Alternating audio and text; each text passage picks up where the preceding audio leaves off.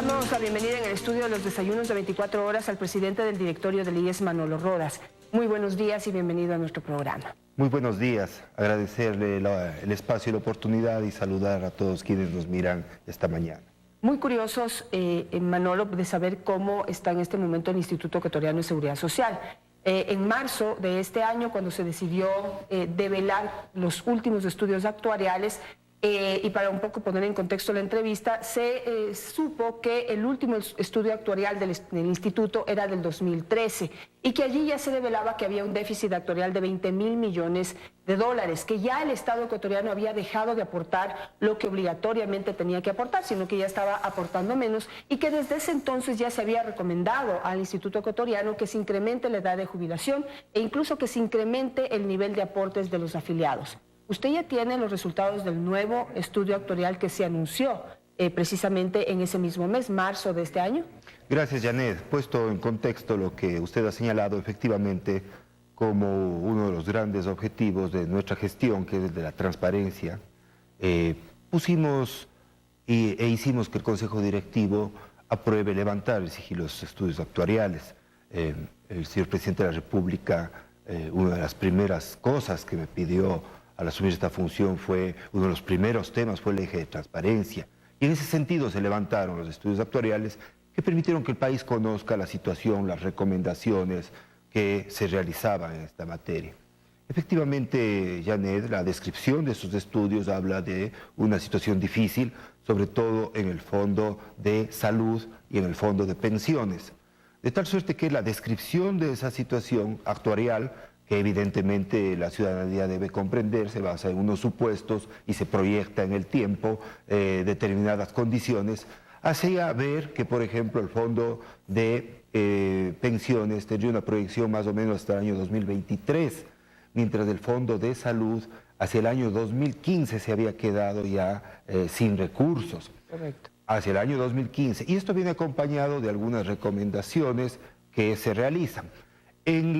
Complementando lo que usted me plantea, una vez conocidos y publicados los estudios actuariales y por mandato legal, nosotros debemos elaborar, como se conoce la ciudadanía, los nuevos estudios actuariales para que sobre ellos tomemos decisiones, Janet. Estos estudios actuariales se encuentran elaborando. El proceso es el siguiente. El actuario de la Seguridad Social realiza el estudio y luego ese estudio es auditado por una empresa que esté capacitada para hacerlo. En esa línea, en esa materia, Janet, nosotros hemos incluido un tercer actor que me parece fundamental y que son algunas universidades del país. La buena noticia es que, por ejemplo, la Universidad Politécnica Litoral y la Universidad Politécnica Nacional, así como la Flaxo, nos han aceptado revisar estos estudios actuariales realizados dentro de la Seguridad Social, que luego serán auditados. Una vez, Janet, que estos estudios durante este año, la ley nos manda con base al 2016 y presentarlos ante la Intendencia de Bancos hasta el 2019, esos estudios actuariales llevarán también, Janet, a que tengan que tomar determinadas decisiones con responsabilidad para nuestros afiliados, para nuestros jubilados, para los representantes, para el Seguro Social, que es propiedad de los afiliados, de los jubilados, y uno de los patrimonios más importantes de los ecuatorianos, Janet. Una puntualización. Está ya haciéndose el nuevo estudio actuarial, el que tenían que hacer del 2013 al 2016 por ley, y no sé si de una vez un alcance o uno nuevo también del 2013 ya con miras al 2019, o tienen que esperar al 2019 para hacer el nuevo. El estudio actuarial que se está realizando tiene como año base el 2016, Janet. Okay. Ese es el que se está realizando. ¿Cuándo se van a tener los resultados? Nosotros esperamos que hacia finales de junio podamos presentar el del Fondo de Pensiones y cerrar este año presentándole a nuestro organismo de control, que es la Superintendencia de Bancos, el del Fondo de Salud. Para eso le hemos propuesto un cronograma a la Superintendencia. Pero estos estudios, como hace un instante señalaba, para conocimiento de la ciudadanía, deben tener el acompañamiento de las universidades del país para que tengamos la tranquilidad, los ecuatorianos, las ecuatorianas, los afiliados y las afiliadas a la Seguridad Social de que estas decisiones o las decisiones que se tienen que tomar están técnicamente sustentadas, Janet. A la Seguridad Social hay que manejarla con transparencia, hay que proyectarla hacia el futuro, hay que modernizarla, Janet. Y precisamente por eso, había algunas decisiones que estaban en marcha, que estaban golpeando fuertemente la estabilidad económica del Instituto Ecuatoriano y de cada uno de sus fondos. Hablemos de cada uno de ellos. El Fondo de Pensiones se decía que estaba camino a la quiebra, esto por la falta del aporte del 40% del Estado ecuatoriano y también porque hasta enero de este año o hasta marzo de este año ya se registraba una desinversión de más de 4.000 millones de dólares de ese fondo para poder responder a los jubilados. ¿Se ha dejado de hacer eso? Es decir, ¿se ha dejado de tomar esos fondos para poder cumplir con las obligaciones o seguimos haciéndolo? Janet, desde el año 2016 la Seguridad Social viene desinvirtiendo sus recursos en el BIES para poder cumplir el pago de sus obligaciones, sobre todo el pago de pensiones. Efectivamente, el hecho de que la necesidad de liquidez para el pago de pensiones mensualmente que nosotros hemos garantizado, hemos venido y vamos a seguir pagando puntualmente las pensiones a los afiliados de la Seguridad Social. Quiero que tengan los ecuatorianos la tranquilidad de que estamos aquí para eso, Janet, para solucionar los problemas que encontramos en la Seguridad Social. Pero, efectivamente, el Fondo de Pensiones actualmente tiene ya una proyección hacia el 2023, entre otras cosas por el impacto del 40% de habérselo dejado de entregar a la Seguridad Social. Y esto más o menos ha impactado en 3.900 millones de dólares el Fondo de Pensiones. De tal suerte que la decisión de la Corte Constitucional, que en su momento fue saludada por el señor Presidente de la República y por nosotros también, le da los recursos, o le daría los recursos al Fondo de Pensiones que el fondo necesita. Es decir, le daría. Eso es a partir del 2019. De aquí al 2019 van a tener que seguir desinvirtiendo, si no, ¿cómo cumplen? Es correcto, Janet. De aquí al 2019 lo que tenemos que hacer es, uno, optimizar los recursos que tiene la institución, las cuentas de la institución que deben estar ordenadas, y los recursos que se han pasado al BIES tienen efectivamente que, con operaciones que estén circunscritas y restrictamente dentro del marco de la ley, cumplirse con el pago de las pensiones. Pero el tema de la restricción del 40%, que significa aproximadamente 1.400 millones de dólares para el Fondo de Pensiones, que son muy importantes para asegurar la liquidez del sistema, permitiría incluso actuarialmente, Janet, de las primeras revisiones y ecuatorianos que se han hecho, proyectar el fondo hacia el año 2035. Esto sería, lo importante es que la Corte Constitucional ha dicho que en el ejercicio fiscal 2019 tienen que incluirse estos recursos en el presupuesto general del Estado, que el señor Presidente de la República ha apoyado esta decisión, al igual que la vicepresidenta, y que cuando en el presupuesto general del Estado esté considerado este valor, encontrar el camino ecuatorianos, ciudadanos, para que se cumpla con la transferencia de estos recursos. Ahora, pero esto a partir del 2019, pero la herida que ya le han hecho el Seguro Social no se va a cerrar, porque lo que dejaron de aportar del 2013 hasta hoy, la Corte Constitucional no hizo la medida retroactiva. Es decir, el daño queda hecho, el golpe queda realmente bien sentado en contra de las estructuras del Instituto Ecuatoriano de Seguridad Social. Y mi pregunta ahí es, ¿qué se está haciendo desde el Seguro Social para hacer que quienes tomaron esas decisiones equivocadas, que golpearon las finanzas del Instituto Ecuatoriano, del Fondo de Pensiones, paguen por sus malas actuaciones? Janet, nosotros en el ámbito de nuestras competencias lo que estamos haciendo es facilitando la entrega de la información a los organismos de control. Como los ciudadanos conocen, la revisión y la rendición de cuentas, primero ante la ciudadanía y nuestras propias conciencias, Janet, pero lo importante es que se sepa que nosotros estamos entregando toda la información que nos requiere la Contraloría General del Estado. Tenemos más de 25 exámenes de Contraloría hoy abiertos a la Seguridad Social. ¿Cuál es mi compromiso? Con el país y con la transparencia, la entrega de toda la información para que el organismo de control determine lo acertado o no de determinadas decisiones que se han tomado. Y lo otro, ya en el ámbito de nuestras responsabilidades, proyectarle a la Seguridad Social hacia el futuro. Esta es una institución que debe ser modernizada, que requiere que sus procesos sean modernos, que requiere optimización de recursos de la seguridad social. Hay que cuidar hasta el último centavo que tiene Janet y ecuatorianos, porque ese debe ser nuestro gran pacto. Y luego generar espacios de diálogo, de consensos, con las cámaras, con los trabajadores, con los jubilados, para que proyectemos una seguridad social hacia el futuro. Y ese es el encargo que tenemos por parte del señor presidente de la República. Primero hay que sanear, digamos, las cuentas y hay que enderezar todos los torcidos que pusieron en marcha las administraciones anteriores. Por ejemplo, ¿qué está haciendo usted para recuperar ya deben estar en 3.000 millones, iban en 2.800 millones de dólares de la deuda del Estado al Instituto Ecuatoriano de Seguridad Social? Aproximadamente 2.900 millones de dólares. Esta deuda a la que hacemos referencia, que es la deuda por el pago de salud, correcto, que fue motivo de un examen de Contraloría que tiene un marco referencial de aproximadamente 2.500 millones de dólares mientras se hizo el examen, y que tiene diferentes etapas. Unas en las que la documentación que soporta las atenciones que se realizaron dentro del sistema no es debida, no existe el debido sustento o documentación de las atenciones que se realizaron o no en la primera etapa de esta deuda, que más o menos hace relación al año 2008, 9, 10, a los primeros años de esta deuda.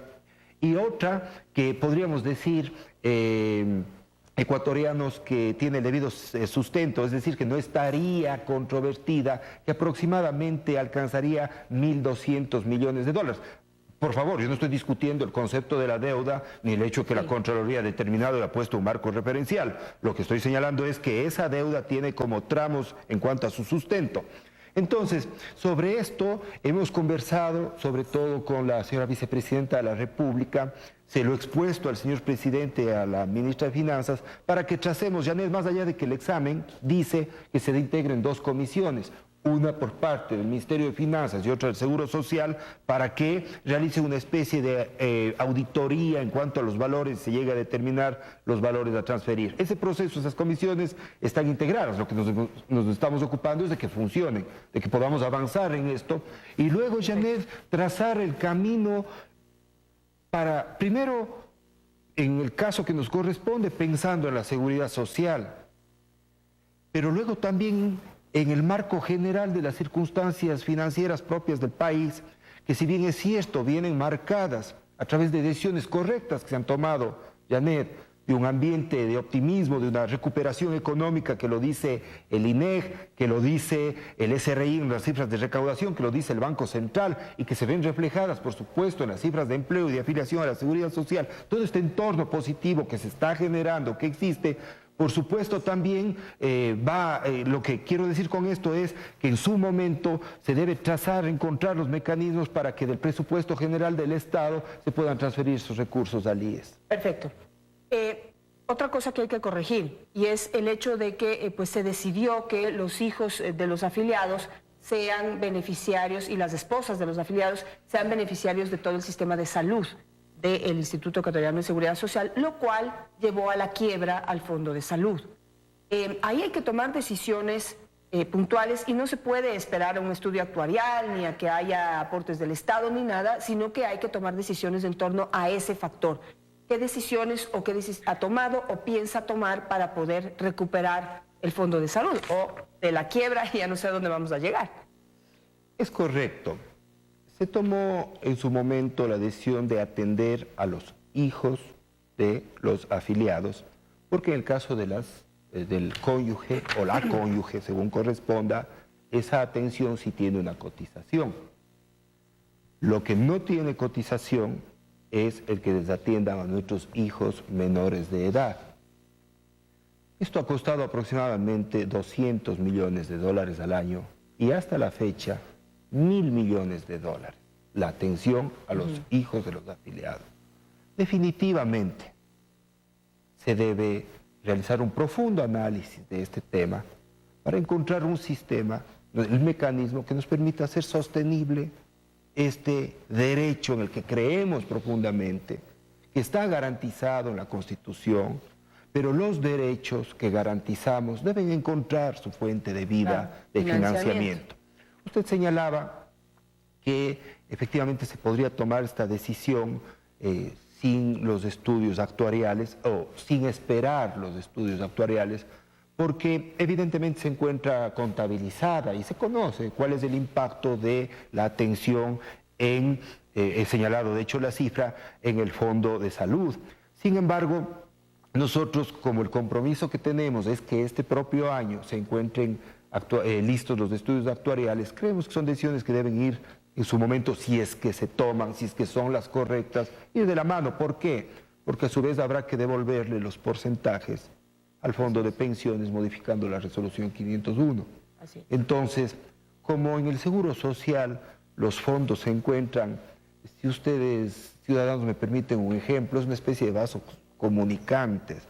La decisión que se toma en un fondo afecta directamente al otro y así por el estilo, sobre todo entre los fondos de salud y de pensiones. Lo que debemos nosotros hacer es encontrar la manera de que se equilibren las finanzas de los dos fondos. Perfecto. Voy a pasar a otros temas por cuestión de tiempo, porque ya se me está terminando el tiempo para esta entrevista. Pero mire, por coincidencia, pues hubo acceso a la entrevista con usted, y por coincidencia yo estaba analizando un tema bien preocupante en el país. Y es que, digamos, tenemos un grave problema de diagnóstico de las enfermedades. Y cuando se diagnostican mal las enfermedades, eso cuesta más al sistema de salud público y también al sistema de salud privado. Quienes optan por lo privado también terminan gastando más, porque les diagnostican mal las enfermedades y después resulta que tienen que volver a empezar todo el proceso para poder diagnosticar bien. ¿Y en dónde está la clave del diagnóstico? En los exámenes primarios que se hacen.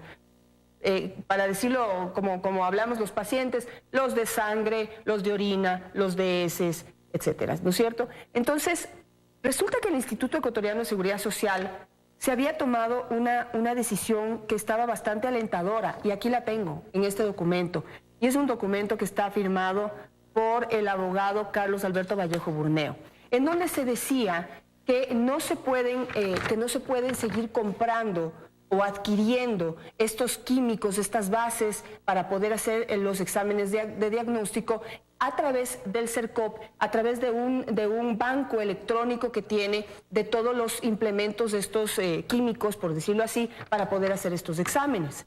Porque dicen que en ese banco electrónico solamente hay un grupo de activos que los vende una sola empresa, y que no son fabricados aquí en el Ecuador como se prometieron.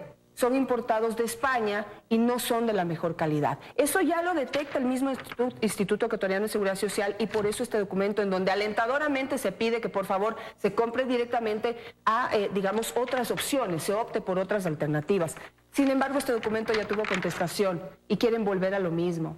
¿Qué va a hacer usted para poder mejorar la calidad de las medicinas y en este caso de estos principios activos que se necesitan? Y discúlpeme si el léxico no es el adecuado, digamos, si los elementos básicos para hacer estos diagnósticos, reactivos químicos, no se compran adecuadamente, no van a ser buenos diagnósticos y se va a seguir golpeando el Fondo de Salud del Instituto Ecuatoriano.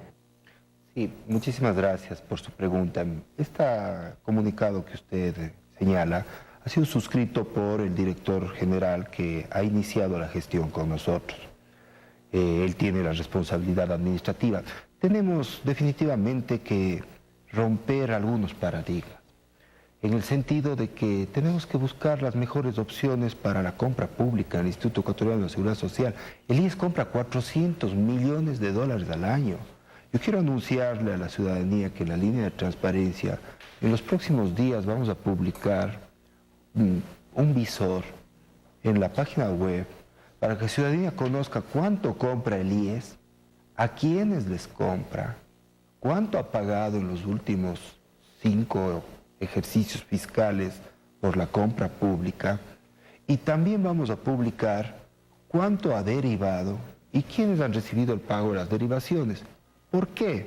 Porque creemos que el eje de transparencia debe llenarse de contenido para que la ciudadanía conozca. Sobre el tema de los insumos para los exámenes, nosotros tenemos que buscar las mejores alternativas para el servicio de nuestros afiliados y jubilados de la Seguridad Social.